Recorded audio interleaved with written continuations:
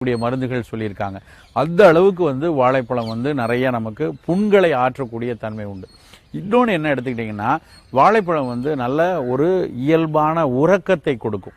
இரவில் நிறைய பேர் பழம் சாப்பிட்டுட்டு படுக்கிற பழக்கம் இன்றைக்கும் நிறைய பேர்கிட்ட இருக்குது. அது எப்படி வந்தது அப்படின்னா, வாழைப்பழம் எந்த அளவுக்கு எனர்ஜி கொடுக்குதோ அந்த அளவுக்கு நல்ல ஒரு நீடித்த தூக்கத்தை நமக்கு இயல்பாக தரக்கூடிய உணவு வாழைப்பழம்.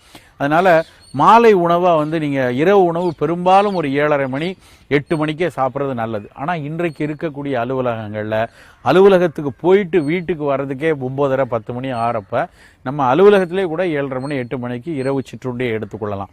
இரவு வேணால் அப்போ 7:30 மணிக்கு சாப்பிட்டா 10:30க்கு படுக்கிறதுக்கு முன்னாடி வயிறு பசிக்குமே அப்படின்னு சிலர் கேட்பாங்க.